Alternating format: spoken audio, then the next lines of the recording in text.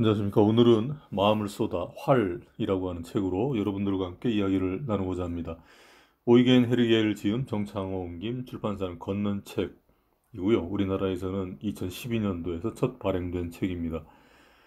작가의 이름이 오이겐, 영어 스페링으로는 이제 EUGEN, 뭐 유진인데 이 독일어 발음으로는 이제 오이겐이라고 하는 것 같습니다. 이 책은 저와 같이 국궁을 배우는 사람들에게는 꽤 알려진 책입니다. 저자가 독일인이고 최초의 출간은 독일에서는 1948년도, 뭐 미국에서는 1953년도, 영어로는 The Zen in the Art of Archery라고 하는 이러한 내용으로 출간이 됐습니다. 우리말로는 궁술 속의 선 정도가 될 것 같습니다. 저자인 오리겐 헤겔은 1884년도 독일에서 태어나 하이델베르크에서 신학 공부를 하다가 철학으로 전공을 바꾸었고 1924년에서 29년까지 5 내지 6년간 일본의 도호쿠 국제대학에서 객원 교수로 근무하면서 일본의 선사상을 연구했다고 합니다. 헤르겔이라고 하는 인물도 약간은 신비주의적인 경향이 많았던 사람이어서 일본에 와서는 당대 선불교 연구의 대가인 스즈키 다이세츠와 교류하면서 선사상, 선불교를 배우는 방편으로 화를 배우기를 시작을 합니다. 선이라고 하는 것이나 선불교라고 하는 것이 그 성격상 일반 대승불교와는 좀 차이가 있어서 뭐 문헌이나 말로 연구되거나 전승되는 것도 아니고 또 헤리겔도 일본어를 뭐 그리 잘 하지도 않아서 활쓰기의 스승이 이제 아와겐조와의 그런 대화도 뭐 그리 원활하지 않았던 것 같습니다. 그런 면에서는 그에게는 뭐 불편하긴 했겠지만 오히려 어떤 면에서는 그가 선이나 선불교를 공부하는데 어떤 깨달음을 경험하는 데에는 언어적인 한계가 훨씬 더 큰 도움이 되었을지도 모르는 일입니다. 글은 말을 다 표현하지 못하고 말은 다 그 뜻을 담아내지 못한다라고 하는 그런 말이 있죠. 독일이나 일본에서는 이 책이 일본 문화에 대한 베스트셀러 중에 하나가 되었다고 하고 일본의 규도, 이게 이제 궁도인데 이제 일본 발음으로 이제 규도라고 합니다. 일본의 규도에 입문하는 사람들의 이제 필독서가 되었다고 합니다. 일각에서는 이제 헤르겔의 일본 문화에 대한 이해가 깊지 않았고 언어적인 문제도 있어서 일본의 문화, 선, 규도에 대한 뭐 심도 깊은 토론도 불가능했고 그리고 완벽한 의사소통의 어떤 한계가 있었기 때문에 이 책이 어떤 한계를 갖는다라는 평도 있습니다만은 제 생각은 사람이라고 하는 건 서로 말이 잘 통한다고 생각해도 본래가 의사소통에 늘 한계가 발생을 합니다. 예를 들어 매일 보는 부부지간에도 말은 많이 하죠. 말을 많이 하지만은 서로 뜻이 다 잘 통한다 이렇게 말하기는 좀 어려울 수도 있고요. 하지만 제가 보기에는 이 정도면은 선에 대한 소개 그리고 활에 대한 소개도 훌륭하다라고 하는 평가를 해줘도 좋을 것 같습니다. 저는 이 책을 그 예전에 한번 보았고 최근에 이제 몇 번을 읽었습니다. 그 유튜브 작업을 하려다 보니까 그냥 예전처럼 이제 한번 대충 읽고서는 뭐 이거 하는 거는 뭐 무협지도 그렇게 잘 되지 않습니다. 자, 그러면 제가 밑줄을 그어가면서 읽은 몇 가지 내용을 뽑아서 소개를 해 드리도록 하겠습니다. 자, 첫 번째는 활쏘기는 단지 관역을 명중시키기 위한 것이 아니며 검객이 칼을 휘두르는 것은 단지 적을 거꾸러뜨리기 위함이 아니다. 자신의 의식을 무의식 상태에 조화롭게 합치시켜야 한다. 누군가가 진실로 활쏘기의 대화가 되기를 원한다면 기술적인 습득만으로는 충분하지가 않다. 기술을 넘어서 그 기회가 무의식의 상태에서 자라나는 무의식의 기회가 되어야 한다. 보통 활동에서는 이제 신사나 후배가 자기보다 시수가 잘 나고 관역을 더 잘 많이 맞추면 좀 멋쩍으니까 이제 꼭 이런 소리를 합니다. 활쏘기가 관역을 맞추는 게 다가 아니야라고 말이죠. 서문에 나오는 내용인데요. 활쏘기가 관역을 맞추는 궁술의 차원에서 한 차원 더 넘어가서 전혀 새로운 경지를 말하는 것이죠. 일종의 해탈이나 초월을 말하고 싶어 하는 것 같습니다. 그런데 이것은 일본의 경우고 우리나라의 국궁은 일본의 규도와는 좀 달리 관역의 거리가 상당히 멀어서 뭐 잘 맞지를 않습니다. 뭐 백발백중을 밥 먹듯이 하는 사람이 뭐 무슨 초월 같은 거나 깨달음의 경지 이런 거를 말할 수 있는 그런 거지, 우리 같은 경우에는 화살이 잘 맞지를 않아서 144m나 되기 때문에 그런 경지까지 가기가 참 어렵습니다. 이 사대에 서면 워낙 잘 안 맞으니까 그냥 자신의 이제 부족함만 깨닫고 아주 상당히 겸손해져 가지고 이제 내려옵니다. 거리가 일단 너무 멉니다. 좀 맞다가도 뭐 조금만 딴 생각을 하면은 잘 안 맞습니다. 그게 우리 대한민국의 궁도의 매력 중에 하나입니다. 자, 두 번째로, 왜 발사의 순간을 기다릴 수가 없고 왜 발사가 되기 전에 숨이 가빠지는지 아십니까? 올바른 순간에 올바른 발사가 이루어지지 않는 것은 자기로부터 벗어나지 못하기 때문입니다. 이게 이제 무의식을 얘기하는 것 같은데 좀 깽뚱한 소리로 들리죠. 당신은 발사 자체에 온 정신을 쏟지 않고 미리부터 성공이냐 실패냐를 고민하고 있습니다. 이런 식이라면 당신이 의도하지 않은 움찔하는 동작을 자초할 수밖에 없습니다. 진정한 기회는 목적도 의도도 없습니다. 목표를 정확하게 맞추기 위해서는 화살을 발사하는 법을 배우는데 집착하면 할수록 목표는 더 맞추기 어렵고 또 발사법은 더 배워지지가 않습니다. 당신이 지나치게 집착하고 있다는 사실이 방해가 됩니다.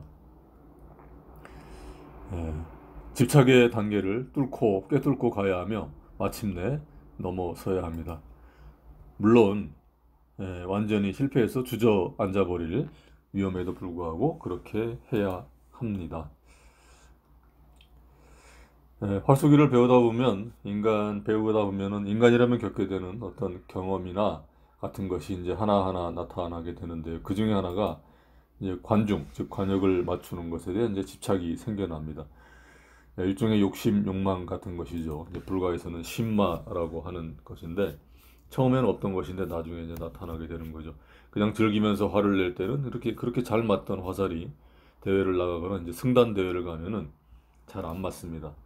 맞춰야 한다는 어떤 강한 욕망이 생기기 시작을 하고, 그때부터는 이제 줌손에 힘이 들어가고 이제 어깨가 굳어지는 거죠. 그러면 이제 평상시 한 3, 4중, 5중 이렇게 하던 사람이 대회에 나가면은 1, 2중도 못하고 심지어는 이제 불내고 이제 얼굴 푹 숙이고 이제 내려오는 이런 현상이 발생을 하는 거죠. 활투에서는 이제 몰고일중 또는 몰고불이라고 하는 말이 있습니다. 다섯 개를 이제 다 맞추고 나서 이제 그 다음에도 이제 한 보통 이제 네 개 정도는 맞춰야 실력이 유지가 되는 건데, 몰고 나서 그 다음에 올라가서 다음 손에는 이제 잘하면 일중, 잘못하면 불, 뭐 이렇게 생기는 거죠. 제 생각에는 이제 이러한 현상을 넘어서야 초심자, 신사의 딱지를 뗐다라고 이렇게 말할 수 있을 것 같습니다. 저는 이제 활쏘기를 한 지가 이제 벌써 7년이 이제 훨씬 넘었는데요. 이제 몰고 불내고 몰고 일중하는 게 이제 아직도 반복이 되고 있고 그렇습니다. 이제 활을 집어 던지고 싶고 이제 가끔에 따라서 이제 활을 배우고 싶지 않은 상태까지 가기도 하고, 이제 골프 선수들 같은 경우에는 이제 그런 사람들은 이제 이런 상황이 되면 이제 아이언만 봐도 이제 두려워지는 뭐 패닉 상태로 가기도 합니다. 잘하고 싶을수록 또 잘해야 되는 상황일수록 안 되는 현상이 누구에게나 나타납니다. 이게 신마를 만나지 않는 것이 최선이겠지만은 내가 의식을 하면 할수록 신마는 더욱 그 모습을 또렷하게 드러냅니다. 어떻게 하면 이러한 신마를 집착에서 벗어날 수 있을까요?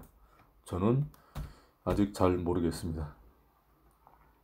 코로나 사태로 인해 가지고 한동안 활동을 못 가니까 이제 신마도 당연히 나타나지가 않는데요.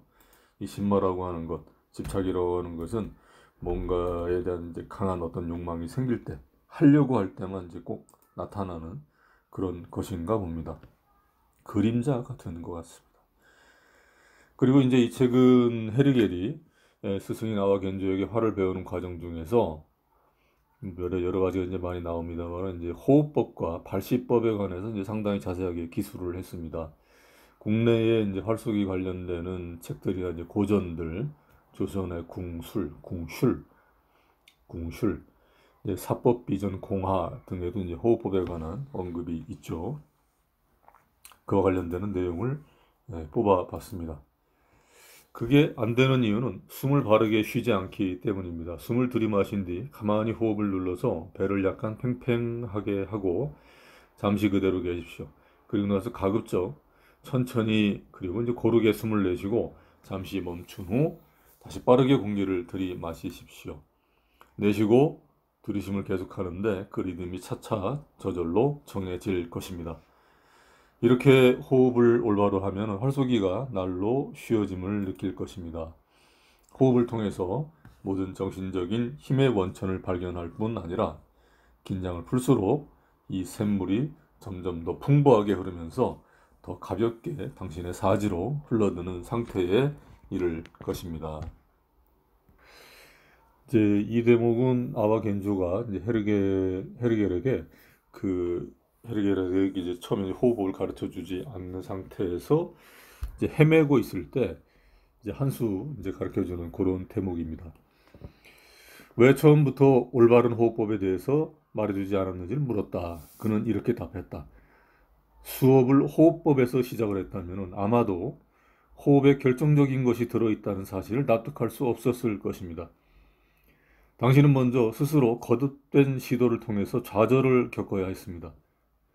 그런 후에 비로소 던져주는 구명투구를 움켜쥘 준비가 되었던 것입니다. 저는 개인적으로 이 교수법에 100% 동의를 합니다. 사람에 따라서 타고난 재질은 다르겠지만은 천재는 한두 번 보면 어느 정도 따라하고 준재는 한두 번 보면 한참 노력해서 겨우 따라할 정도가 되고 일반 사람들은 한두 번 보여줘도 심한 경우에는 이제 뭘 보여주었는지도 이제 잘 모르기도 합니다. 그런데 그런 상황에서 하려고 열심히 노력하고 어떤 의욕과 자세가 되어 있으면은 찾아와서 묻게 되는 거고 그럴 때 알려주는 한두 마디가 큰 결정적인 도움이 됩니다. 모든 스포츠나 무술 종류의 정점에는 아마도 호흡법이 있는 것 같습니다. 수영도 호흡법이 결정적이죠. 헤르겔은 일본 규도 공인 5단을 받았다고 합니다. 일본 규도는 시수만으로 승단을 하는 것이 아니라 뭐 그냥 준 것 같기도 합니다만은 잘 모르겠습니다.